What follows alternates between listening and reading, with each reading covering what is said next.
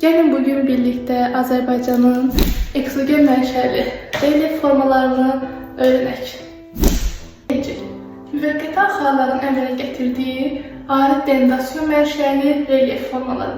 Buraya yanğan, qobu, belkənin aid olur, yayılıb.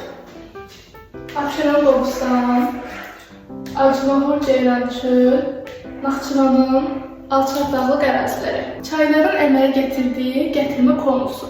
Gətirmə konusu çayın dağdan düzənliyə çıxdığı yerdə gətirdiyi çöküntülər və yaratdığı relief formasıdır. Yayılıb Qanıq Əyri çay, Gəncə Qazaq, Qarabağ düzü və Şirvan düzüdür. Çaylarda eroziya nəticəsində yaranan çay dərələri. V şəkilli, U şəkilli, kamyonvari çay dərələri. V şəkilli çay dərələri əsasən Kiçik Qafqazda yayılıb.